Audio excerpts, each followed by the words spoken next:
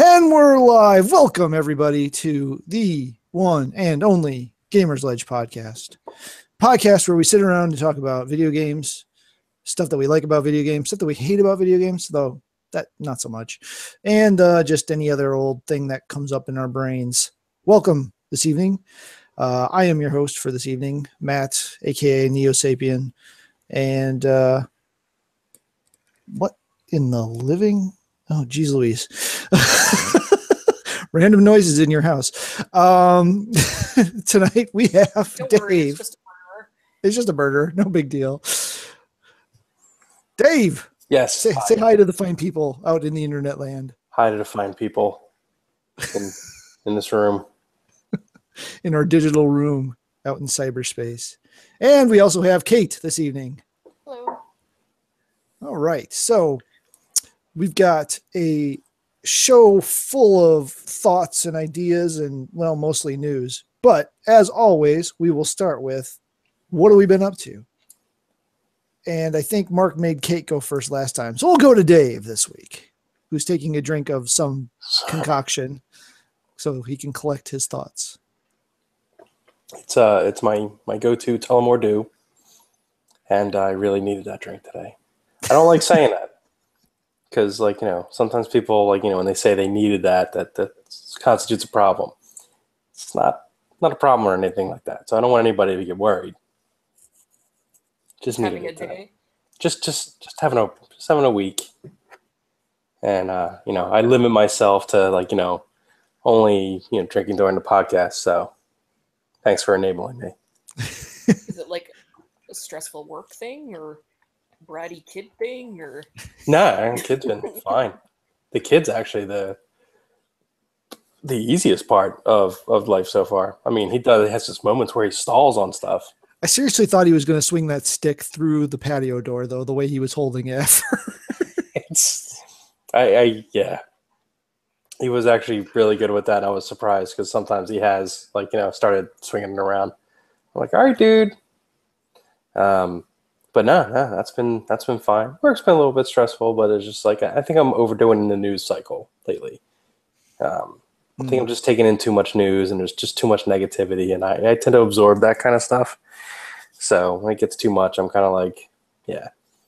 And I was feeling cruddy for the past couple of days, wasn't doing enough to keep myself centered. So yeah, that's bad. It's always a bad mix. Playing stuff.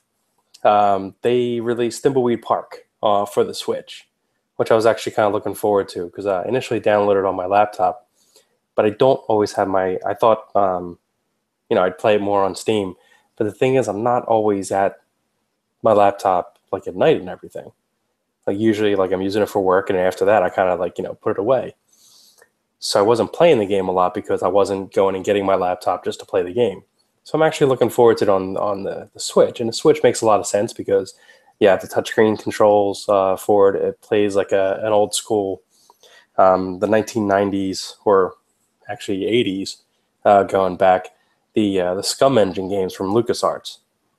If you remember those, like Day of the Tentacle, Maniac Mansion, one of my personal favorites, Zach McCracken and the Alien Mindbenders, which is one that's often overlooked. So they had this basically their graphic point and click adventures that had a little box of verbs, and you would click on the verb and then you click on the item. So if you want to open a door, you click open, then click on the door, pull a lever, you press the pull button, go to the lever, and that's how you navigate through the game. And it works really well. So this one actually has the command box back? Command box is back. It's a full Scum style game. It makes a lot of references to stuff. It breaks the fourth wall a little bit with a lot of jokes about about adventure games and stuff. So it's it's very self-aware of the tropes that came with that genre. But at the same time, it kind of treats them with loving adoration.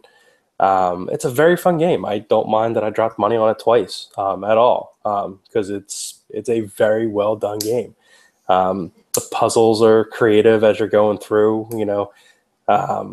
It's just extremely well done. There's actually a casual mode in it if you're new to these type of games, so you don't have to go through the headaches of trying to figure out every single detail of the puzzle because some of them can get tricky. But you still have to figure stuff out. It just makes it a little bit easier for you. It takes out a couple of steps of the puzzles. You know how like some of them were like a couple of stage puzzles if you ever played those games. So the casual mode kind of takes that out. It's very good. Graphics great. Voice acting's great. Story's fun. Story's funny. At a lot of points. So it's very creative. I love the game. Definitely should pick it up. It's wonderful on the Switch. Definitely feels like right at home on the system. So I dig that. Still been playing Metroid. Wait, is it called Samus Returns? Yes. On a 3DS. Slowly getting through that because I kind of got stuck in a spot like real quick, and just kind of didn't feel like going back to backtracking all the way through it. Definitely is tougher. Getting the hang of the new mechanics and everything like that kind of takes a little bit of time because my mind is still so programmed into these games, and they have this new mechanic where you have to, I would say you don't have to, but you have to in order to play through it right. You have like a kind of like a counter uppercut melee move basically, and a lot of the enemies, like once they sense you, they charge at you. So you have to time it perfectly, and when you hit them, you stun them, and then you can finish them off. And that's the most efficient way to take out these guys. Take out the most of the bad guys. It's definitely fun. It's nothing like too crazy to get into where you're like really like struggling with the mechanic or anything. It's just sometimes I forget, because it's just so ingrained in your head. But you quickly. That's actually something that was used in Other M, if I'm remembering correctly. Not that Other M was great, but there was a physical melee counter. There was not quite like this. It's definitely a lot simpler. Okay. And definitely more effective at the same time, if that makes any sense. Yeah. And definitely more fun than, the way they implement it for Other M. Yeah. Which wasn't a terrible game, just didn't really feel like a Metroid game at the same time. And let's see, what was the other game I was playing? I was playing one other thing, I think. I kicked the Final Fantasy tap habit already. No. It just kind of became. What's that? Did you finally give up on it? Yeah, because it just kind of became needy, and I didn't really see what was going to be next. You mean like every other mobile game? Yeah, but it didn't dangle another bauble for me to go after it and really make me want to do something else. After I got to the 1,000 stage, I'm sure there's something else there, but it just kind of like, I don't care anymore. So, but now it like pings me every other day still, because it goes through Facebook Messenger. So it messages you. So now it's just like, hey, remember me who haven't played? And I'm like, no, I don't. Don't call me. Don't call me anymore. Block. Yeah, just so like I can't really figure out how to make it stop right now. I think I muted the conversation. That's about it. But I think it still can ping you. I don't know. We'll figure it out when I get really sick of it. See, there was another DS game that came out. Was it a week or two ago that you were? It was right around the same time as the Metroid game, wasn't it? There was the Lego Worlds on the Switch. Oh yeah, okay, that's Is that the one you're thinking of? Yeah, that's what I was thinking of. I did still play a little bit of that too, just not as much. But yeah, when Thimbleweed Park came out, I kind of switched to that for a little bit because as much as I enjoy Metroid Samus Returns, because it is a great game, I was in the mood for something a little slower. So Thimbleweed Park is kind of scratching the edge. It came along just at the right time. Cool. Watching anything interesting? This Is Us started back up last night. Rick and Morty, I'm really upset because the last episode of this season is going to be on this Sunday. And then you got to wait till like 2027 for the next season or something? Probably. I'm really upset at that now. And Orville, that's a new show I've been watching, which I'm actually digging. I'm curious where that's going to go. Yeah, episode 3 seems to like Mark had hinted that you'd heard before or said he heard That's before. the Galaxy Quest one, right? Sort of. Yeah, yes, but that's what you're thinking of, but it's not really. Yeah. Well, no, because I always think of it's either that one or there's that one called the Ozarks, and I always mix up which one is which. Yeah, slightly different shows. The Ozarks is actually one I want to watch. I heard really good things about that. I love the cast and I love the premise. And apparently that one's really good, so I want to check that one out. The 30th anniversary edition Blu-ray of Princess Bride came out. 30th anniversary of Princess Bride. Just trying to point out that we're old. Is that what you're going for here? That one hurts a little bit. Not gonna lie. I felt that one when I picked that up. So I was just like, oof. Any good features on it, or just? I haven't taken the wrap off yet. I think there's some new interviews and stuff like that, new behind the scenes stuff. I am a junkie of that movie. There was a book that Carrie Ells put out called As You Wish, which has a lot of great behind the scenes stuff on it. It's just to me, it's one of those just one of a kind movies that happened at the right time, had all the right people, just did all the right things. I just truly feel like that's just one of those kind of magical movies that's just special. So whenever Hollywood gets around to trying to remake it, you will officially be done with everything then? It's possible. That one's, I don't see really how. I mean, I'm not going to say that because. Well, then they do something completely stupid to it, like the Jumanji remake. Yeah. Which I didn't know anything about that movie. I was just like, why are they making a Jumanji movie? And that's all I knew. Yeah. Except they had a trailer for it in front of the Golden Circle when I went to go see that. And I was just like, this movie looks stupid. Yeah. I am only intrigued by Jack Black playing a teenage cheerleader. That's about the only part of that movie that intrigues me. If he's used right, like Jack Black is great when he's not the focus of the movie. Right. I liked him in Tropic Thunder or whatever. He was amazing, and that was another one where he wasn't the focus of the movie, but he was amazing in it. Although I have to be honest, I really like School of Rock. You know something? I actually didn't see that. You haven't seen School of Rock? And I actually heard that one wasn't bad. I really like that movie. Yeah, I'm with Kate on that one. That one's solid. That is one I have to check out. The other movie he was a headliner in, it was actually really good, was Be Kind, Rewind. I haven't seen that one. Definitely an indie flick. It was him and Mos Def, which he's just not in enough movies because he's awesome. And it was like a very quirky little indie movie, basically, but he was extremely tolerable in that. But whenever he's used as like a bit part, and what was that John Cusack movie that he was in? High Fidelity. Oh, yeah. High Fidelity was amazing. And Jack Black, I think that was actually what launched his career, was that movie. I think that was one of the big, well, actually no, because what's his face was before that. Wait, was it? I don't know. I have to figure out the timeline. We're spending way too much time thinking about Jack Black. Yeah, I know. Sorry. This is very true. Very true. But yeah, so all right, cool. Kate, what do you got?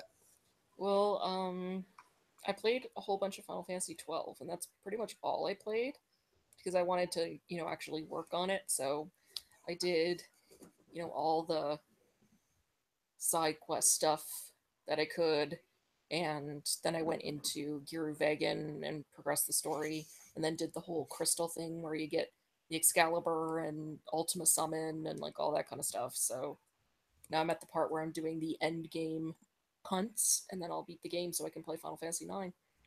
Wow. And that's all I've done for video games. I went and saw Kingsman: The Golden Circle on Sunday. That was really good.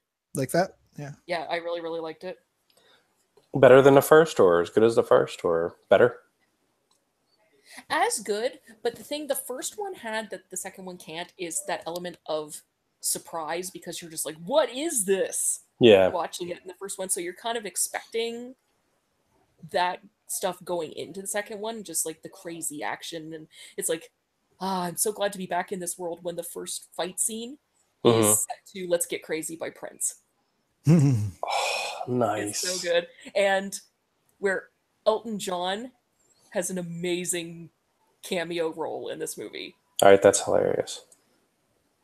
All right, I Like gotta check this one out. hilariously, where you hear Elton John like dropping F-bombs and like dragon kicking people in the face with platform boots. Okay, then. It's really fun. It's in the same vein as the first Kingsman. It's just, you know, one of the biggest strengths of Kingsman, besides being just a really good movie, is that element that is just blew people away because they weren't expecting it to be like what it was, right? Right. So it doesn't have that, but it's still good. That's good. And it's funny though that I was just kind of like, even before I saw the movie, I was shaking my head at it that, like, of all the people who get billed, like Channing Tatum is on there pretty high. Pedro Pascal is not in the main billing and like the commercials or anything, and his part is way bigger. Huh. It's like, I care way more about Pedro Pascal than I do about stupid Channing Tatum. Yeah, but they probably just to get like people, probably just to get people in seats, you know. Like, and Oberon from Game of Thrones. That Yeah, that probably doesn't. would get more people than the actual That would movie. probably get more people than Channing Tatum. Or, you know, that dude from Narcos, which I hear is a good show, but I haven't watched. Yeah, that's one I probably won't even get to. I heard good things about that too.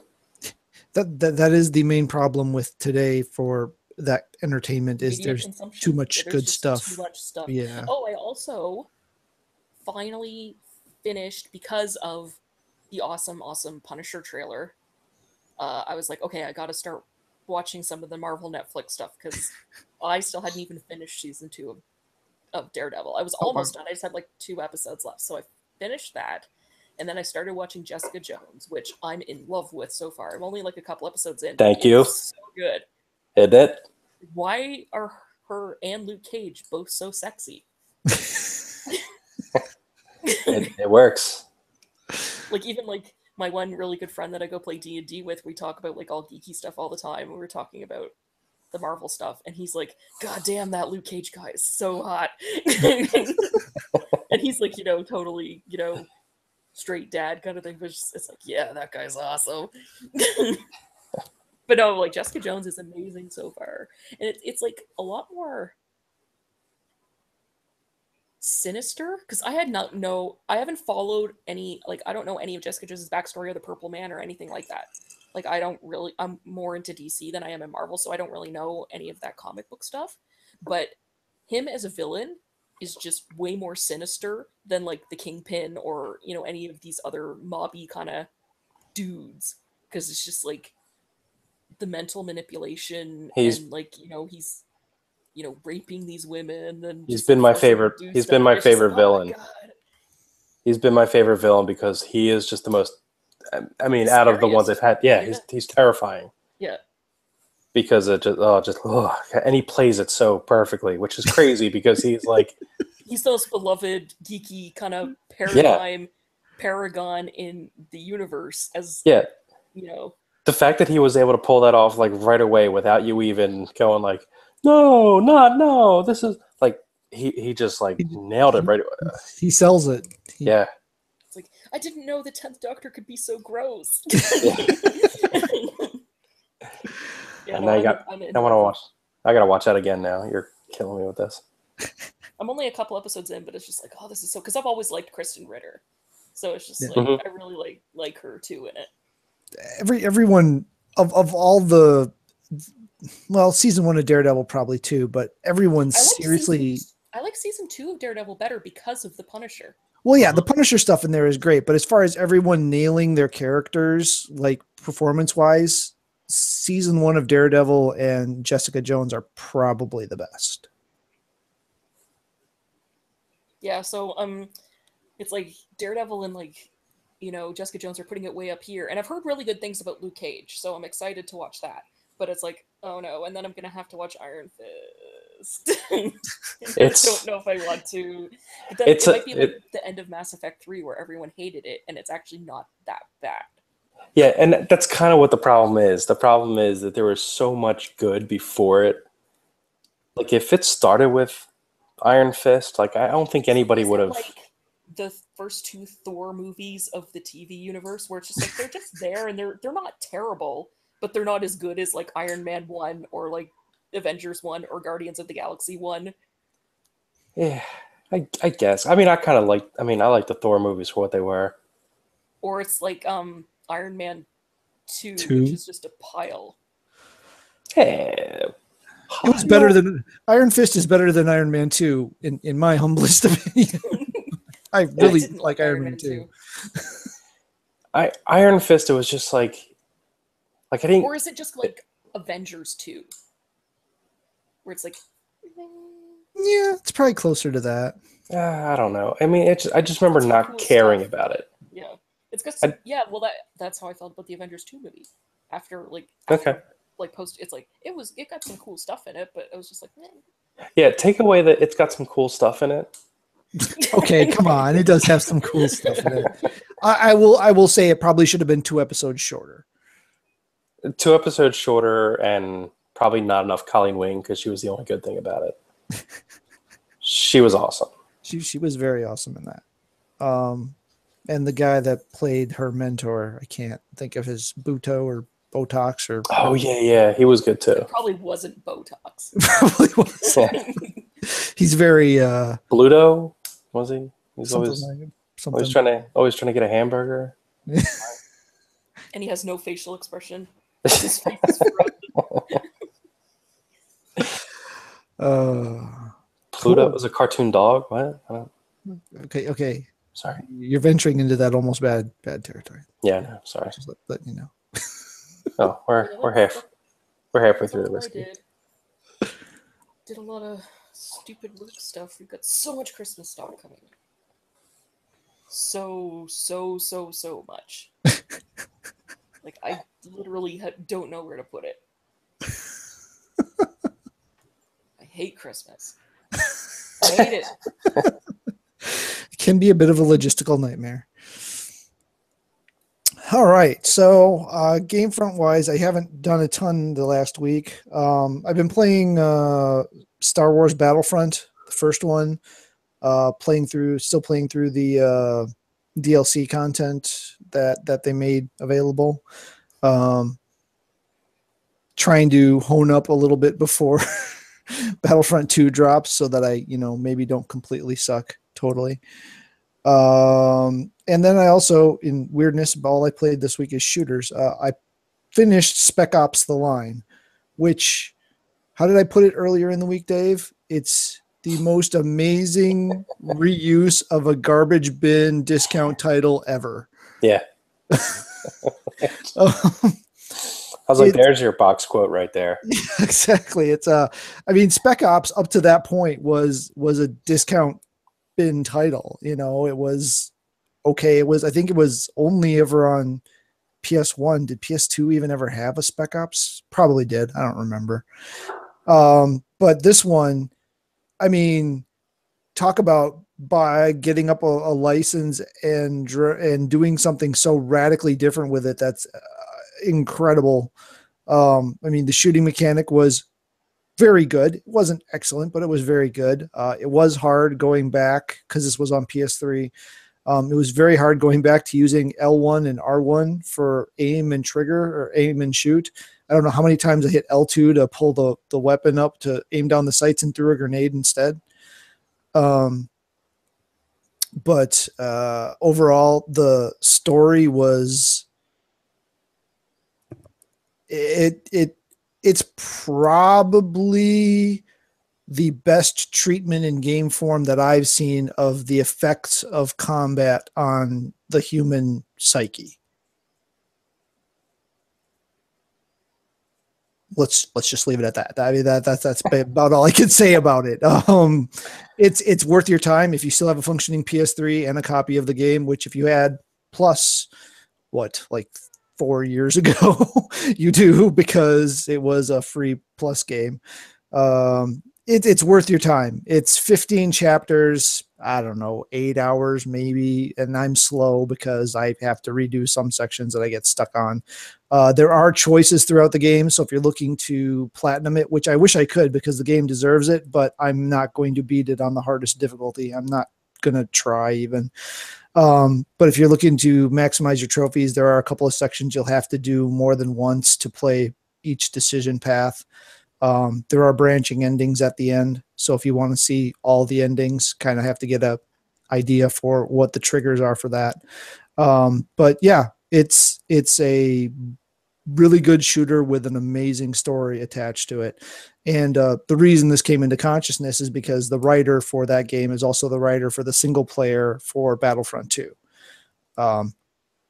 So that's why the game had kept coming up recently and stuff I was watching and reading. And so figured I finally owed that game a chance, and it was definitely worth it. Nolan North voices the main character. One of the villains is voiced by Bruce Boxleitner. Oh, nice. There were a few other names that I recognized, but those were the two noteworthy ones. So, yeah, so that was really all I did for gaming this week. As far as other stuff that we were consuming, we had a couple more episodes of season 6 of Game of Thrones in. So, now those things that I heard through, time, because they're almost unavoidable, I now know officially. Made it through several more episodes of Legends of Tomorrow, but still haven't gotten through a single one of those series from last season yet. The Orville, similar to what Dave said, episode 3, episode 4 will be tomorrow. Yeah. So episode 3 was really solid. 2 was pretty good, and I kind of thought that's where it was going, and 3 pretty much locked it in with what kind of show it's going to be. It really is kind of, I think the best way I found to describe it, it's a Star Trek you could actually see happening from where we are today. Oddly enough, another show I like that description of it, actually. Yeah. Yeah, it's sadly a more realistic Star Trek. Yeah. Including alien pseudopod jokes. I do like that they have a holodeck thing in there, because I always thought that was a very underutilized thing for comedy. Yeah. So I'm looking forward to more of that. Yeah, I kind of assumed that's what was going on there, but that was good to get confirmation. And yeah, that the character of the navigator is, he's just going to keep causing crap. Yeah. Also watched the first episode of Star Trek Destiny, since that's the only one you're allowed to watch without buying a pass. Nice. And okay. They did what I thought they would do, and basically don't give you anything in episode 1 to really tell. They don't really give you a good hook. They don't really give you a good anything. If they're going to do it where you have to pay for all the other ones, the first episode should be the crazy hook episode. I know. That's what you would think. I mean, you don't even see the Destiny in the first episode. Are you serious?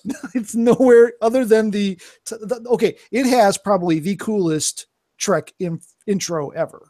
The intro is actually kind of amazing. Does a lot of things of blending the classic Trek tones in there, and some original music, and the style of the visuals is actually pretty nice. But yeah, there's no real explanation of anything. You don't even know the Destiny exists by the end of the first episode.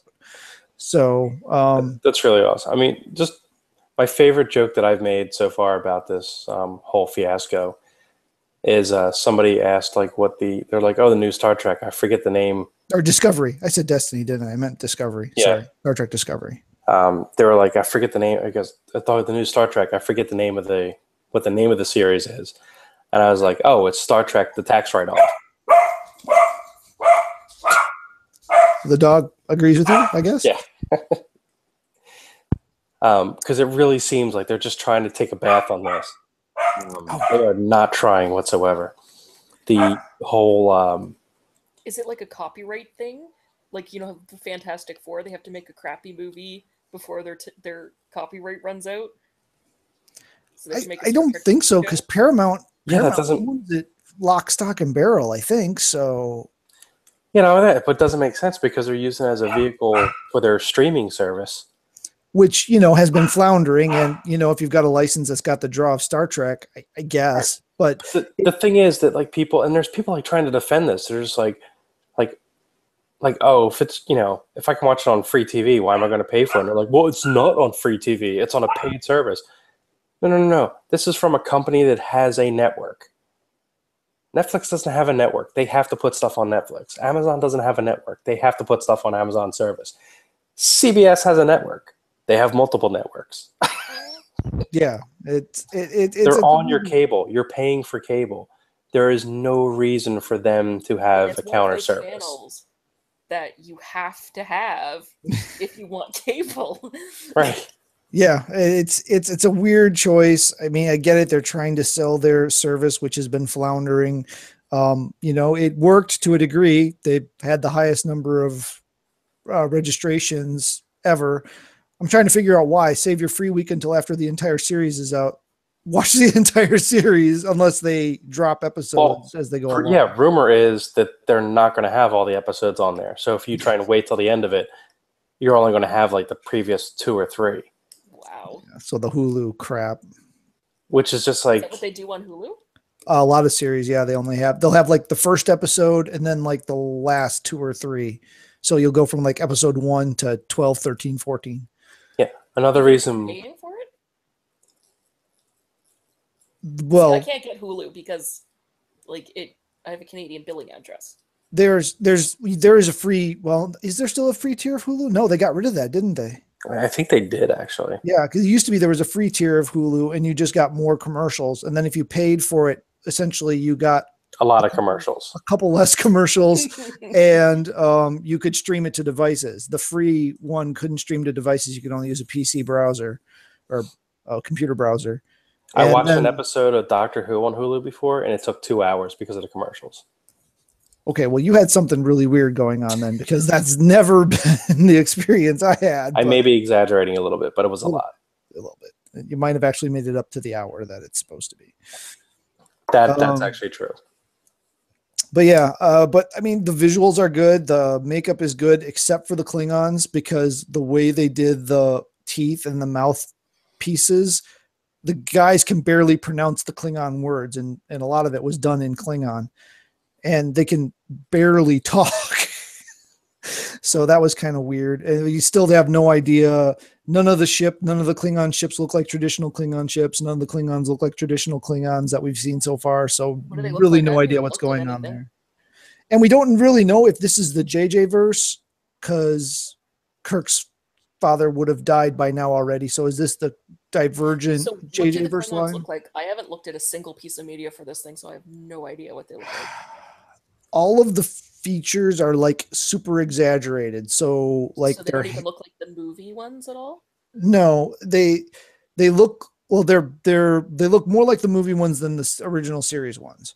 So they have the brow ridges, but their heads are like bulbous, and the ridges go all the way down their skull, and they don't have hair. And the black ones are like, I'm going to say this and it's probably going to get me in trouble, but it's like blackface. It's like they literally put shoe polish on as makeup, and that's the color of the Klingons' skin, except for the one who's like albino. So it's very, and the they've always had the snaggletooth, pointy teeth, but now it's like, it like juts out of their mouth. It's like, it's hard to explain, but it's almost like an overbite situation with the prosthetic teeth, which is probably what's making it really hard to talk. But yeah, the ships that I can't even give you a comparable example. None of them look like any of the traditional Klingon ships that we know from the past. The only thing that was really the bat'leths aren't even the same. The only thing that was actually recognizable was the Imperial logo, the 3 kind of daggery triangle logo thing. I don't know if this is unpopular or not, but I actually kind of dug the Klingons in the movies. I like the piercings and the ridges. I don't know if that makes me loses all my cred as a Trek fan or what. No, I don't think that really was I think that, you know, there's just been so many iterations of them, and, you know, trying to explain why they look like they do in the different things. And that's, you know, could be where they go with They this. look like they did in the original trilogy because they had a terrible budget for makeup. Well, yeah, exactly. But I mean, they actually made an in-universe reason for that. You know, they eventually went back and, you know, tried to explain why that was. You guys used to be British. And then, hey, a human. Ugh. And then the only other thing I can think of is, you know, maybe this is like a lost tribe of Klingons that we've just never seen before, right? Because there's the 24 tribes of Klingons or whatever. So maybe this is just one subset because we only see this one group of them. So who knows? Other Star Trek stuff that was much better. I watched Star Trek Beyond this weekend, the last movie that they did. I still haven't seen that one. It was good. There were a couple of things this is the first time Zachary Quintos' Spock has not set right with me for some reason. One, something was horribly wrong with his wig. I don't know what it was, but it did not fit his head right. And two, I think the concept of an emotionally driven Spock just is kind of, I don't know, worn out on me, I guess. But I don't know. He is half human, dude. He is, but he's always been half human, and he hasn't been emo Spock. But they can play with different ideas. I'm not saying they can't. I'm just saying it's wearing a little worn for me. Urban as Bones still is one of the best casting decisions in the history of ever. And I did like the little Yorktown nod there back to the original movie series. In the original movie series, the A is the rechristened Yorktown. That's how they got a new ship so quickly, is they just finished the refurbs on the Yorktown and rechristened it as the Enterprise. So it's an interesting little connection there. Although that base was ridiculous. It's like, okay, nobody in their right mind of anything would ever build something like that. That makes no sense whatsoever. But let's see, other things. Caught up on Ducktales and the new Spider-Man animated series. The new Ducktales is actually pretty good. Another I just realized I haven't been watching that. David Tennant performance that, you know, the first time you hear his voice is like, hey, it's David. Oh, it's Scrooge McDuck. It's just like, for an instant, you have that recognition, and then you just fall into it, Scrooge McDuck, and you're fine. And then my wife really likes medical dramas, so we watched the first episode of The Good Doctor. Which one's that? That's the one where the autistic guy is hired into or gets hired at a hospital as a resident, and, you know, it's by the producer of House. So basically, it's House if House was autistic and not as much of an asshole. I thought he was autistic. House may very well have been autistic. I don't know. I only watched like the last season of this show, so I don't know. I mean, he was a jackass, but I thought it was because he actually had, you know, something going on. I thought it was because he was a drug addict from his psychological issues. That was later. I didn't. Yeah, no. Early on, it was just because he was an asshole. But it was kind of like, you know, the reason why everybody loves, you know, Rick from Rick and Morty. You know, he really was just smarter than everybody, and he just had no tolerance for stuff. Right. I'm not sure if you should. So House turned into a pickle? He might as well have. He kind of actually did. Pickle House. Honestly, he did by the end of that at one point. But yeah, it was interesting. You know, it's the whole, you know, since he's autistic, he sees things in a different way, but he can't communicate well. So, you know, and again, it's the high functioning autistic. So I'm sure some people will get offended that the entire range of the spectrum isn't being represented or something. So we'll see where it goes. And that pretty much ties it up for what I was going through with my entertainment this past week. So, since our reviewer didn't show up tonight, we'll jump straight into the news. Yes, John, I'm guilting you for not showing up. Well, that's what he gets. Big news for anybody tomorrow who is looking for a Crystal PS4 controller. They're supposed to be hitting stores. And Crystal is at Walmart? Well, no, there's, I think, the Crystal... Crystal GameStop. Crystal's, yeah, the clear is GameStop. The red is... I wonder if you'll do what people did here today. In Dartmouth, they opened an IKEA, and people stood in line, like slept overnight to stand in line to go into IKEA. One guy sold his spot in line, like he was like second in line or whatever, and he sold his spot in line for $2,500. What? Yep. So you got to do that for the Crystal controller there, Dave. Wow, Canadians have too much money. I'm gonna walk into Walmart tomorrow and just buy one. Yeah, I was like, I don't get why you didn't just. Maybe they were doing door crashers or something. Yeah, if anybody's camping out for a clear blue controller, look, they got it. Right, you win. So yeah, that was. But IKEA? Yeah, I don't get it. Yeah, that little Scandinavian shelves. Furniture. They'll still have shelves tomorrow, dude.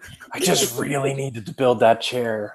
He's a really big Jonathan Colton fan and really just needed to be at IKEA so he could understand the song more appropriately. I did not understand any of that. No. I don't know who Jonathan Colton is. He's a geek musician. He wrote Still Alive. It'd probably be the most noteworthy thing. Nope. Which is the closing credits from Portal. Thank you. You're welcome. I just totally lost all my news notes because I think the tablet just updated. We already took care of the most notable thing. Is it a clear blue controller come back out just for me? It's just for you. So the blue one is at Best Buy at Walmart, because I keep on thinking it's at Best Buy because blue and Best Buy makes sense to me. Yeah, no, but they're not doing it that way. The blue is going to be at the Walmart. I guess the Best Buy has the red. Okay. Because it was those three stores, right? It was GameStop, Best Buy, and Walmart. Yeah, I think those are the three. So Best Buy will have the red. Best Buy is the red. Clear one's GameStop. Okay. And there's not a clear one that's everywhere. It's each of those three has. Yeah, apparently, which is dumb. So yeah, if you're in need of a translucent controller or just a controller in general, because what do you mean if you need for some people it's an if, Yeah, mine would be an if. I have one controller. It's crazy. I don't need another controller. It's a clear blue controller. You need this. This is a need for me. Nope. This is a need. For Dave, it is. I can understand. Although I will say that as far as like weird gaming needs, I apparently need to learn Japanese and have a Japanese billing account because Team Ninja decided to screw me over and make a Dead or Alive Xtreme game that is exclusive to DMM, which is a Japanese like Steam-like thing. Oh dear. Oh no. I was like, ah. Which means Japanese only.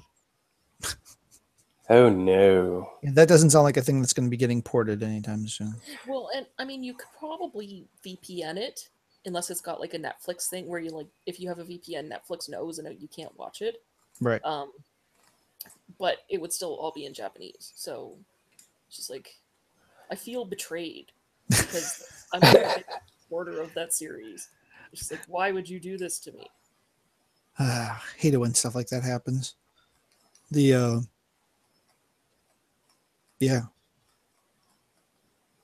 Okay, so in other things. So one of the last things we talked about last week was the Fortnite incident where Epic accidentally turned on cross-platforming. Oh, yeah. Accidentally, yes. So it's interesting that our one of the first articles that we were tracking this week was, again, Fortnite getting tangled up with PUBG, PlayerUnknown's Battleground, over the fact that it added a Battle Royale system. Now, here's the catch, and I didn't catch this at first either. I knew that the Battle Royale mode was free to play. What I had assumed was you needed a copy of Fortnite. No, it is completely separate and free. So you can download the Fortnite Battle Royale game completely independent of the actual Fortnite game itself. So that's an interesting note. If you're interested in playing a Battle Royale style game, you can go ahead and download for free the Fortnite version of Battle Royale. And the Battle Royale game is a bunch of people in an arena, winner takes all.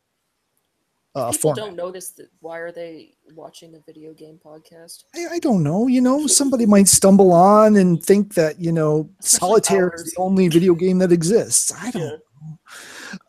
So if it makes you feel any better, I had no idea what he was talking about until he explained it.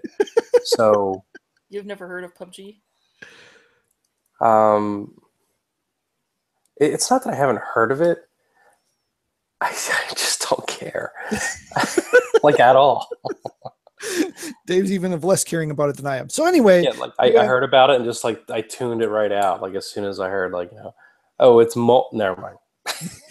Yes, it is inherently multiplayer. There is no single player version of this. So the interesting thing here is bait is what it is.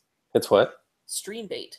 Like, if you stream that game on Twitch, you will get 1 million viewers.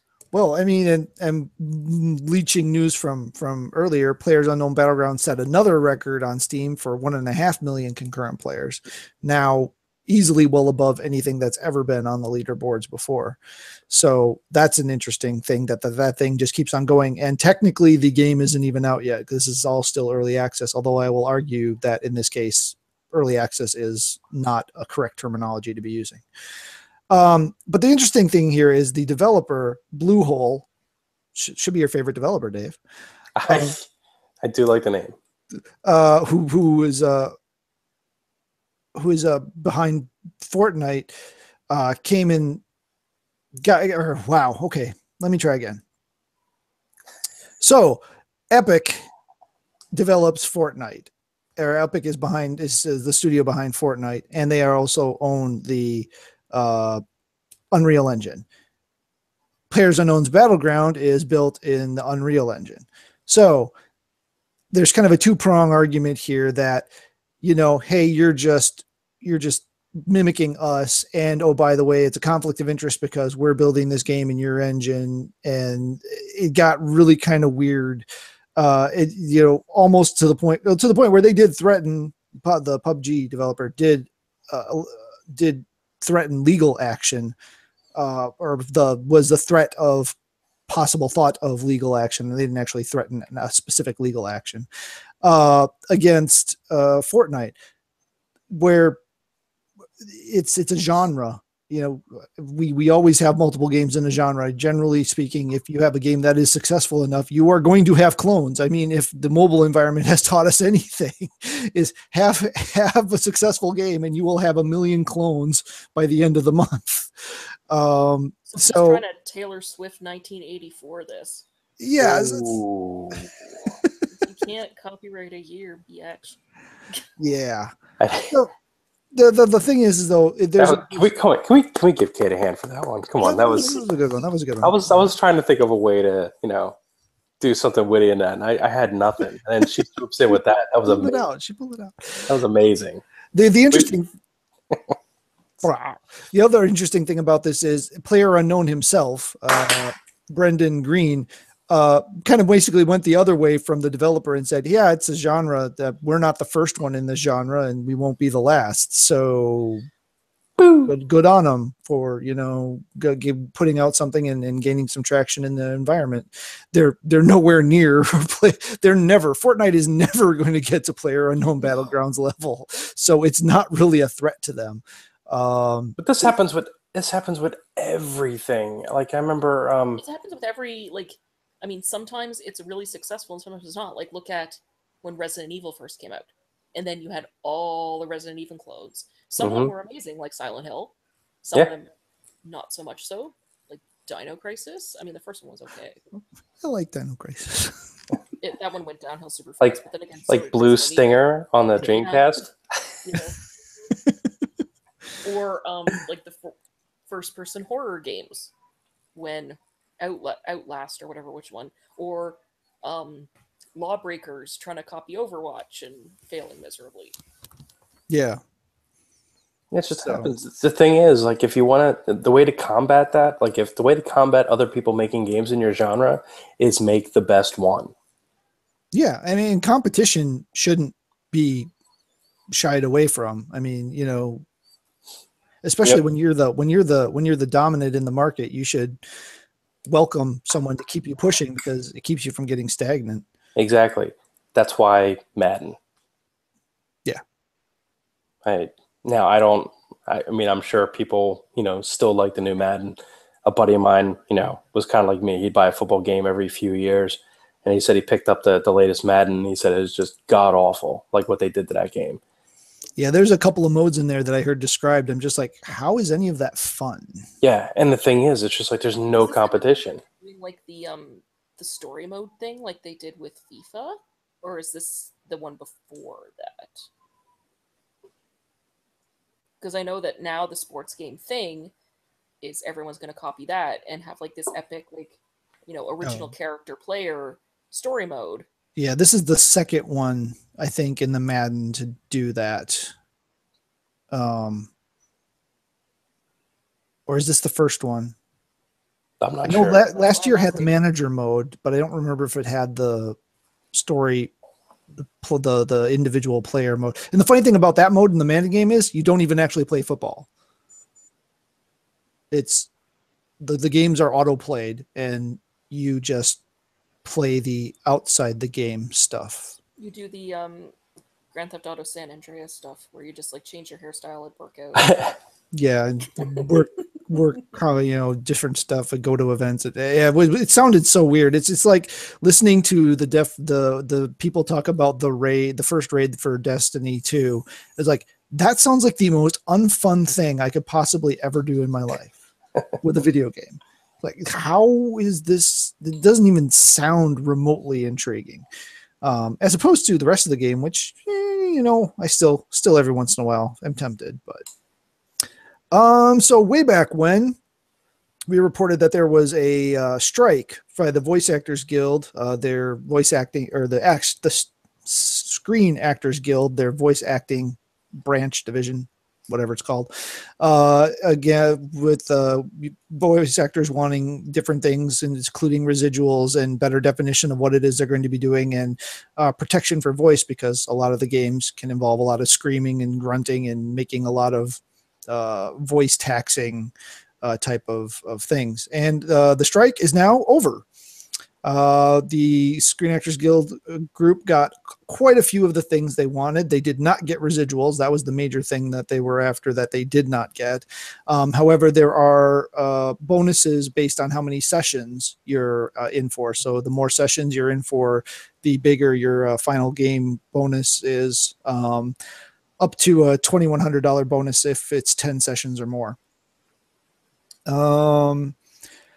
See, otherwise, the studios were going for some concessions counter to that, which they didn't get, which is pretty good because most of them look pretty horrible. Yeah, like I was reading some of those ones that like they wanted. It was like, wow. Yeah, no wonder they wanted to strike. Some of those were draconic. Yeah, they were pretty bad, and you know, you got to kind of hope they were thrown in there just to be edited out, just so you know, it made it look like they were giving on something or something. I don't know, but I don't understand all that. And so we should be back to our full game. I didn't realize before that this is why Ashley Birch did not voice Chloe in the Life is Strange pre-sequel. And that's why Alison Court's not going to be doing, or that's why Alison Court won't be doing Claire in the Resident Evil 2 remake, and Matthew Mercer won't be doing Leon. Right. Ew. So yeah. Yeah, and that's why in the next 6 months to a year, there's really going to be a lot of games with some pretty terrible voice acting. So because they were just doing the thing that they did in the early 90s where it's like, hey, you off the street, come read this script, I'll give you some money. Oh, it's horrible. If I would have thought ahead of time, I would have gone for those jobs. It's like been my dream job, doing some voice work. yeah, and you know, I'm sure there are people you can just pick up off the street and would do a great job. You know, I would say, why can I never remember his real name? Saj. Jeff. Why can I never remember his real name? I do him as Sajuda for so long. Oh yeah. He would, I would pay to just have him go and get into a session and voice act a character, because I can't believe he hasn't tried that, to be honest. yeah, I mean he's out on the right coast, so the studio behind Everybody's Gone to the Rapture has not shut down, but pretty much laid everybody off. The Chinese Room, which kind of started with Dear Esther and culminated with Everybody's Gone to the Rapture, has essentially turned the lights out at the studio. They're not closing down. They're not shutting down the studio. They're not completely giving up the goat, but they are let go most of their staff. They helped them find new jobs in the area and in the domain that they wanted to get in.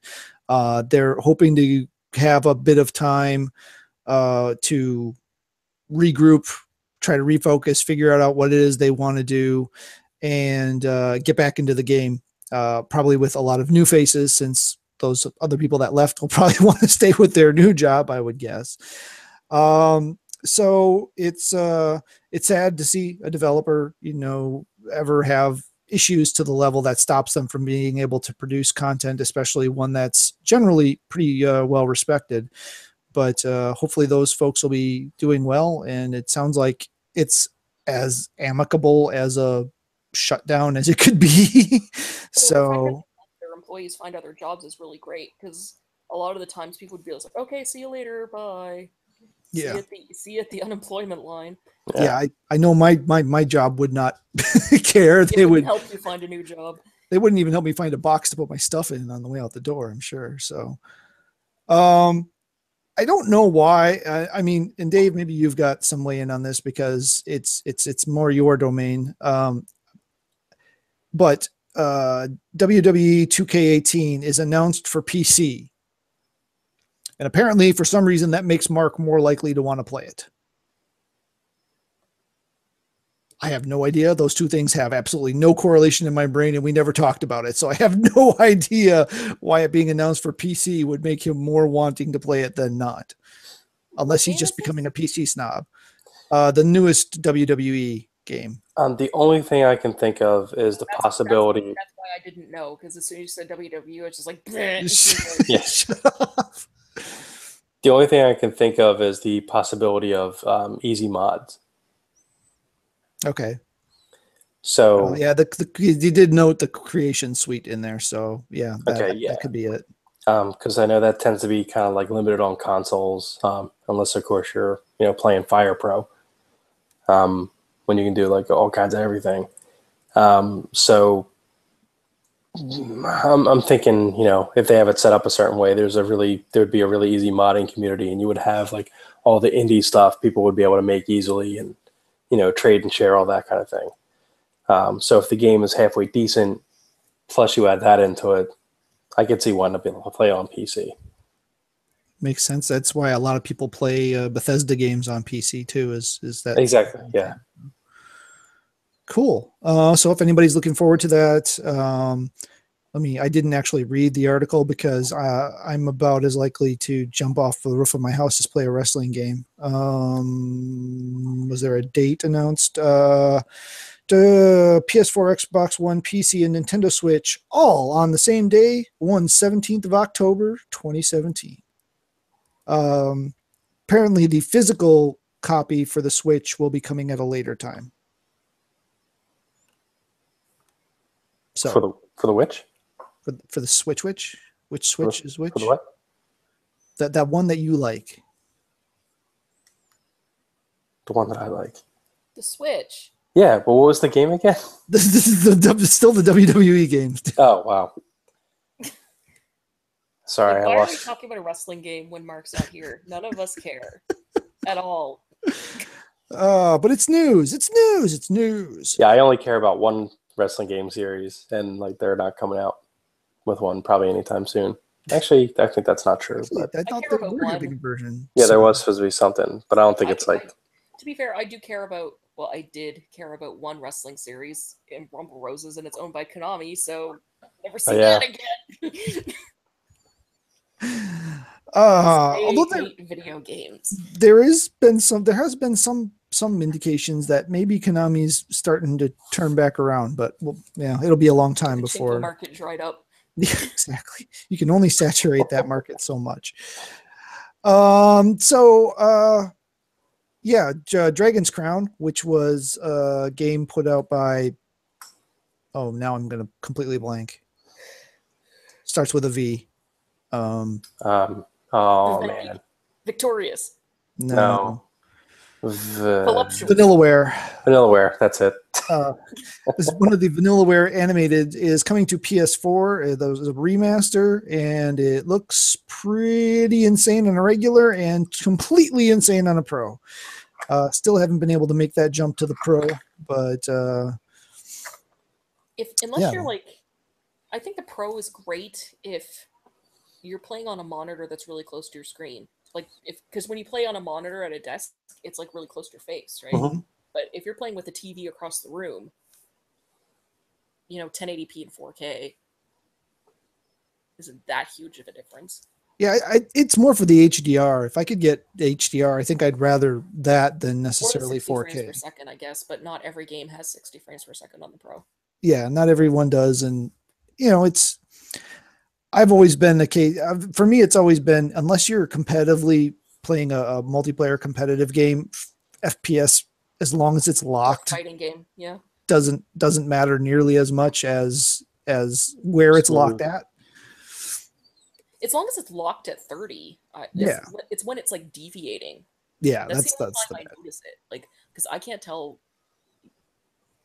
Maybe if I looked really carefully, I could tell between 30 and 60, but it's not something I really notice. Yeah. Yeah, you notice way more when it's inconsistent. Yep. Yeah.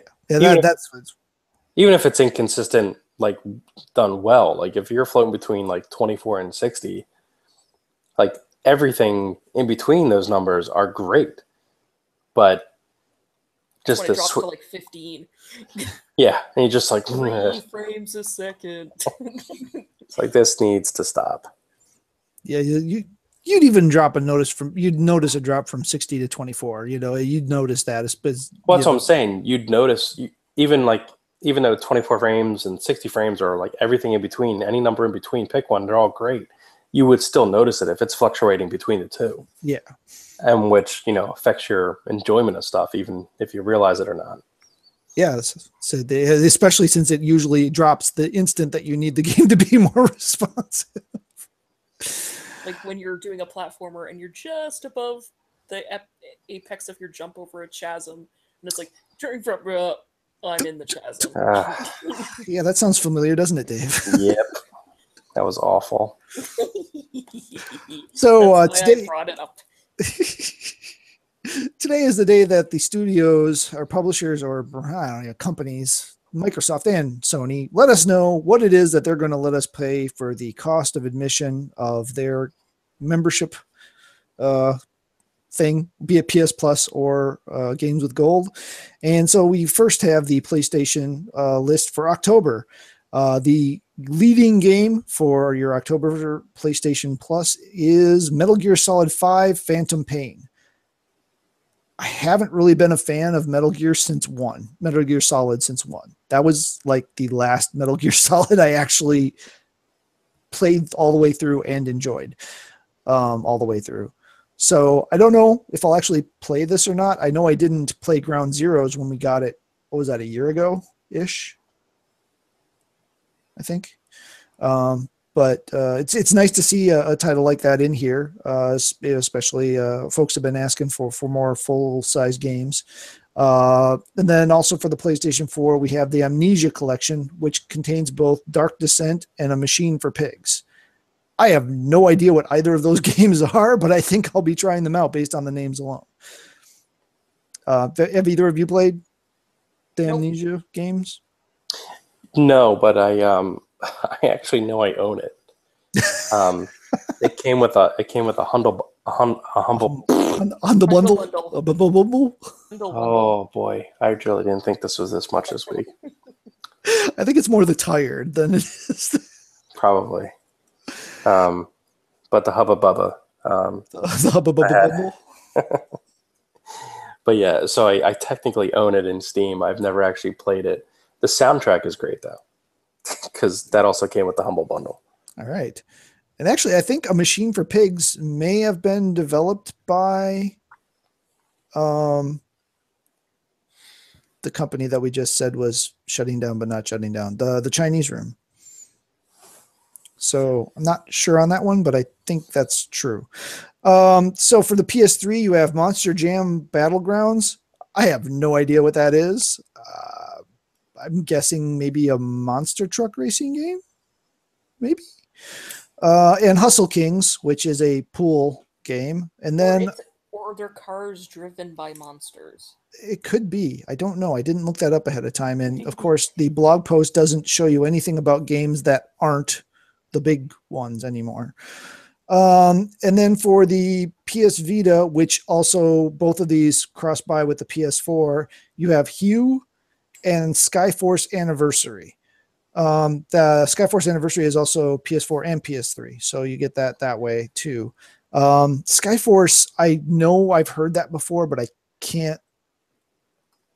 want to say it's an RPG, but I'm not 100% sure.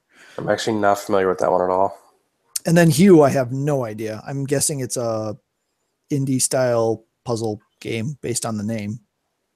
But I don't know why that name makes me think that, but that's what it makes me think. You can still pick up That's You as part of the promotion until October 24th, which is a Jackbox style game you play with a tablet or a phone, hosted by the PlayStation. Best done in the same room, but you can do it remotely. You still also can pick up Rigs, a Mechanized Combat League for the PlayStation VR. That is through November 7th. And all Plus members will get free access to the closed beta for the Hand of the Gods, which is the Smite themed card game. And that starts on October 17th. And when the game comes out later in November, you'll actually be able to get a free bonus pack with some goodies in it for the game. And if that wasn't enough, if you have any interest in buying Final Fantasy XII, The Zodiac Age, and or Titanfall 2, they are both 30% off for Plus members now through October 3rd. Zodiac Age is good. Yes, I really do need to get that one because my Final Fantasy 12 got lost when my PS3 crashed because I was playing it on my old PS3. So I lost that save game. It's a game that got a lot of crap when it came out, but it's actually really, really good. Yeah, and I liked what I got to of it, but I think I had just gotten out of the city. I had just gotten out into the world. And that's where I was when the PS3 blew up. So, yeah. Yeah, you should definitely get that. There was a post. It's technically not a new game. It's been out. It's been out a while, yeah. And 30% off is a good schwack off the price. So I might have to see if I can figure out how to finagle that. PlayStation blog had a post this week looking back at the 20 years of Sucker Punch, going back and looking at the games in the series that company has put out on the PlayStation, most notably the Infamous series and the Sly Cooper series. With this post coming out here, recognizing this and having heard absolutely nothing from Sucker Punch recently, will this year's PSX finally be the year we find out what these guys have been up to? And will it be a new IP or will it be a revival of one of those two IPs because we did just get Second Call Son it- for free. Yeah, I don't know if you can call it a revival, though. It hasn't been long enough between Infamous 2 and 3 to call it a revival. Okay, well, it's yeah. I mean, the Second Son was a launch title for the PS4, so it's been a few years. 4 years now. So For revival, you'd have to have a console or two between that.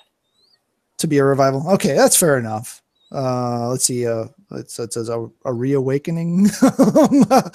Actually, have just something. I really was surprised when we found out that it was Insomniac doing the Spider-Man game because I would have laid down money. It would have been Sucker Punch to do it. So yeah, that was a pleasant surprise. We all thought Sucker Punch was going to be the one tag for that. Yeah. I mean, just because of like Infamous. Yeah, exactly. I mean, they just made sense. I mean, yeah. I mean, Sly Cooper to Infamous to Spider-Man is a progression you can see, and out of nowhere comes Insomniac with their new crappy logo. Sorry, guys. I really don't like that new logo. Still love you guys, but man, that logo.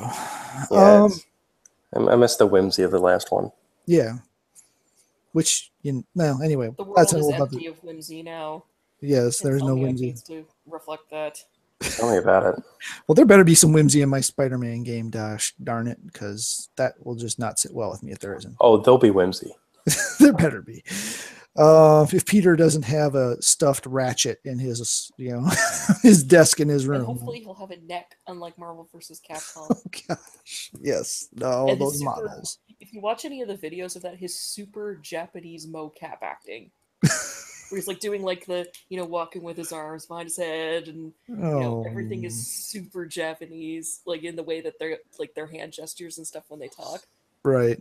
Yikes. And he's built like he's Superman. Right. There's just not much graphically good about that game. Yeah, I actually saw some video for the first time of that tonight, and it's like, did they really go for that Liefeld Captain America? Oh yeah, totally. They went all in on that. For Liefeld for everyone, because have you looked at Doctor Strange too? He's like a circle on top of a box. His head is just a circle on a box. They forgot the pouches though. There aren't quite enough pouches, but unfortunately we have another studio. This one, you guys, this one will hurt you, Dave.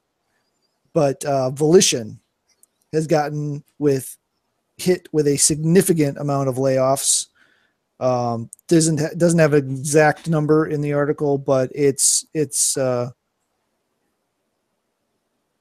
was okay, not quite as significant as I thought I read earlier. Over 30 people of a team of somewhere around 150, but it also included the manager Dan Cermak. So this is presumably in reaction to Agents of Mayhem, which launched last month, not doing so well. Deep Silver, which is the publisher parent company of Volition, was pretty unhappy with the sales. Of course, it's a UK company, so they don't tell us what the sales were. Nice. But we know that they were disappointing. Of course, we've heard games that sell tons of copies become back as disappointing too. So we don't know. So Volition, obviously known for Saints Row and Red Faction, taking a hit. They're not necessarily out for the count yet, but they looks like they're under the thumb to either shape up or ship out. And good luck to those who are displaced, and hope you find something you love soon. I seriously thought this next game was never coming out. We heard about this game for so long and seen what appeared to be essentially finished footage of this game for so long. I was convinced that it was never coming out. Final Fantasy VII Remake. Last Guardian. Okay. No, and that hurts Kate, but and me too, man. I know. And no, not that one. One that comes out on Friday. Cuphead. Duke Nukem. Cuphead. Half-Life 3. Half-Life 3. Jeez. I want to play it on pad. I do. I just don't want to buy an Xbox. Yeah, that's my same problem. I would love to play this game. I need to find somebody PC. that's got an Xbox. Or a good PC, which I also do not have. Yeah, same. So, but it's finally coming out. It's coming out Friday. Sounds like it is good. It has an amazing look to it. It is brutally difficult from all accounts. But you know, it's actually finally out. So, we'll have to see what the final reviews on this are. It doesn't seem like there was a ton of preview stuff out there, but IGN does have some first look stuff out there. Everyone's going to be calling it Capsules then. Yes, there may be some of that, although the styles are obviously radically different. Oh, that'd be dope, though. A Dark Souls that was like a 1920s cartoon. That would be crazy. That would be. There would get some interesting monster designs out of that, that's for sure. Elite Dangerous is a game that's always seemed like I should give more attention to, but I don't, and I probably still won't. But now, the aliens, which just recently arrived in the game, were discovered recently in the game this year, with the new updates, are now attacking players. They are actually actively aggressive in the game and are expanding the story. Apparently, there's some tie back way back to the original Elite, which Dave could probably tell us more than we ever wanted to know about. Oh, we've forgotten probably most about that, to be honest. I never actually played Elite. I've never played anything in the Elite series, but so apparently these aliens somehow tie everything from Dangerous all the way back to the original Elite game. That's hilarious. So if you're into that, if you haven't fired up your Elite in a while, you get your newest update, and you too can be killed by aliens. I guess that's a good thing. So Games with Gold's October lineup. Now, this one always kind of confuses me because when things are available and for how long is really weird with the Games with Gold lineup. But we'll try to get it right for you here.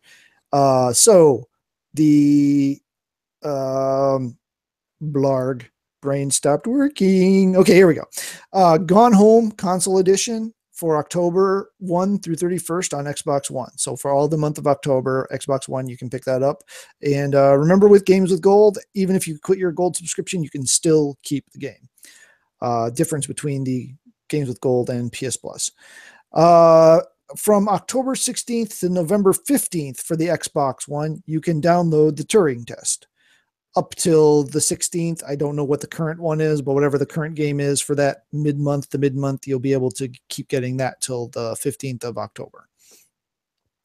Rayman 3 HD is available from 1 to 15 October for both the Xbox One and Xbox 360.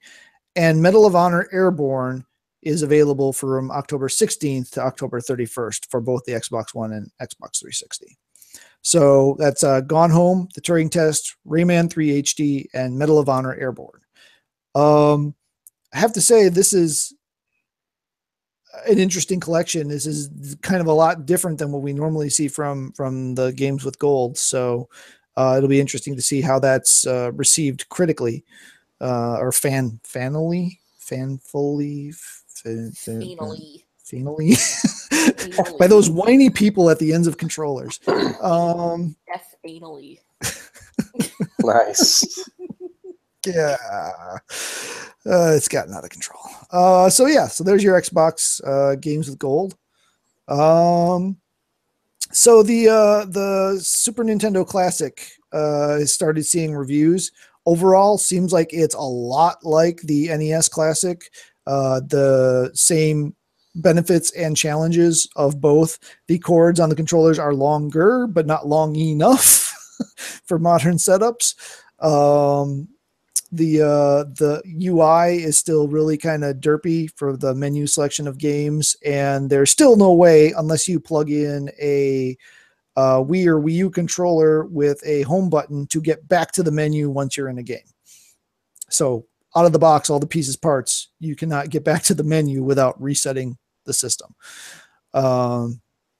But overall, looks like it's a pretty solid piece of tech, assuming you can find one. Allegedly they're making more of these than they were originally, and they're going to be available for a longer time. But I want to know what Nintendo's definition of more is. yeah, more could be 1, more could be 100.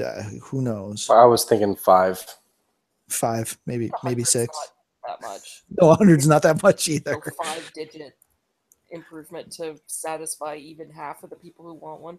Yeah, so presumably they'll keep the supply up, or at least keep them in stock longer this time, since they will be relaunching the NES Classic in summer of 18. So unless they're going to, alternate, or are they going to do a N64 Classic? Will it only have 5 games on it because this one has 20 instead of 30, or 30 instead of, I think it's 20 instead of 30 on it.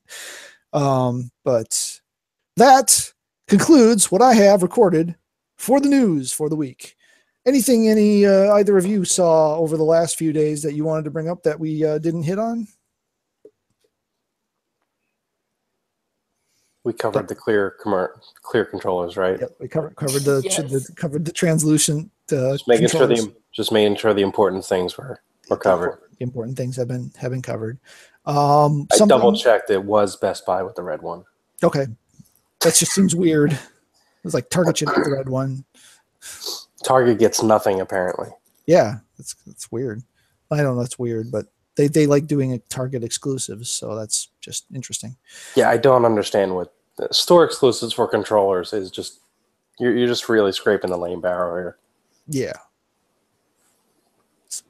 Yeah, it's weird. Stores are the lane barrel right now. And I work in a store, and it's still the lane barrel. Just buy everything online, man. I don't remember the exact dates, and I should try and look it up. But I know if you pre-order Battlefront 2 prior to, I think it's October 2nd, you get access to the beta in October. So if you're interested in getting into that, might want to look at putting a pre-order down. Generally, as a rule, not super into doing the pre-order thing, but get into the beta, you get the rewards out of that, you get a couple extra goodies. Not terribly unreasonable, and it's only a month ahead of time because the game comes out in November. So yeah, that pretty much is it. So I guess that brings us to the part of the show where I try to remember all those things that Mark says while you guys gather your final thoughts together. Patreons. Patreon people. If you like what we're doing here, if you enjoyed this little bit of digital entertainment, please head over to our Patreon page, which I'm going to go ahead and say, go to patreon.com and search for Gamersledge, because generally that's the easiest way to find anything. Head on over there and fund us. I know we've had a couple of new folks, and I haven't looked at the name list since that happened, so I apologize. I think I'm just going to skip naming anybody rather than skip people and make someone feel bad for me not knowing their name. So thank you, Patreon subscribers. You know who you are. We love you. And if you feel really bad that I didn't say your name, shoot me a message and I'll record a saying of your name and send it to you so you can feel better. As always, you can find us on YouTube, Facebook, Twitter. Those are our probably 3 most active environments, including, of course, Gamersledge.com. Any of those platforms, you can go ahead, head over there, search for Gamersledge, and you will find all of the goodness there. We haven't really had a Twitch series recently. The podcast normally goes out on Twitch when our regular host is available to do it, because he's got the hookups to do it to multiple things at a time. I don't, so I don't. So yeah, I know Mark had a couple more well-rounded gamers that he was trying to put the bow on. Unfortunately, he's induced a ton of chaos into his life and decided to do some realigning of stuff. So he's going to be a while before he probably gets those out. Anything else that I'm forgetting of significance? I don't believe so. Okay. Well, thank you everyone for watching. And so we will move on to final thoughts. Kate, do you have a final thought for this evening?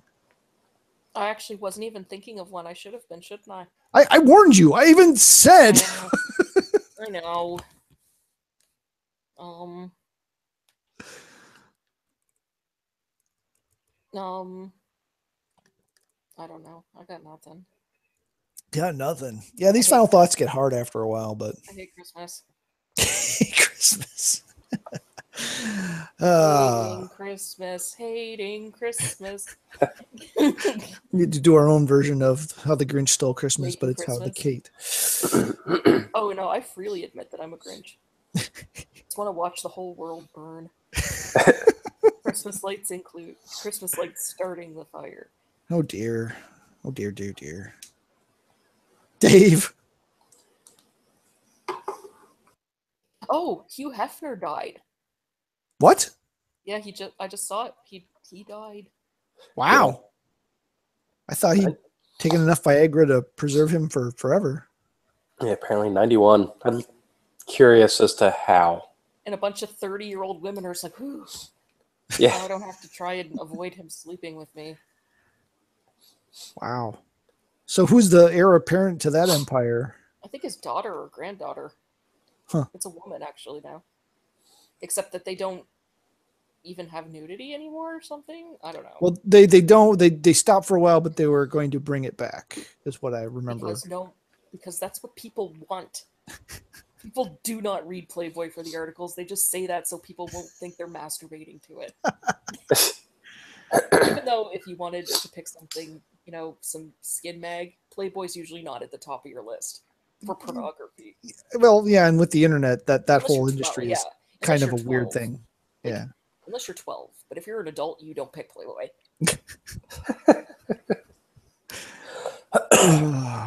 All right, now that we've gone down that interesting dark tunnel of humanity, Dave, bring us back with a happy thought. Hey, mine was a happy thought, aside from the death. Aside from the death. Everyone likes nudie magazines.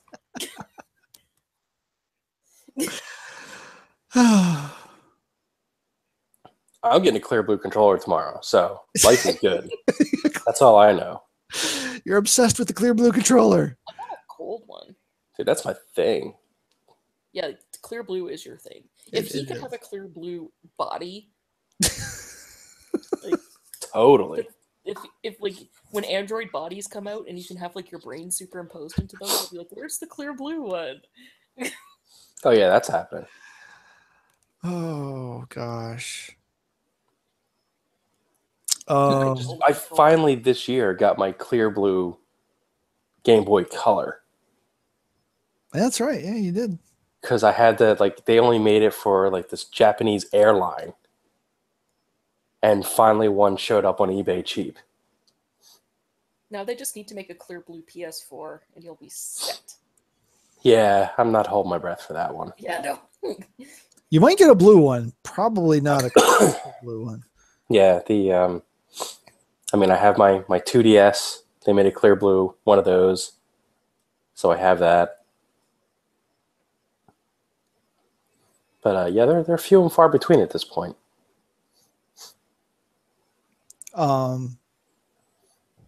Yeah. So as far as my final thought, something I forgot to include in my list of things I watched over the last week. We watched the entirety of season 2 of Humans, which is a science fiction show.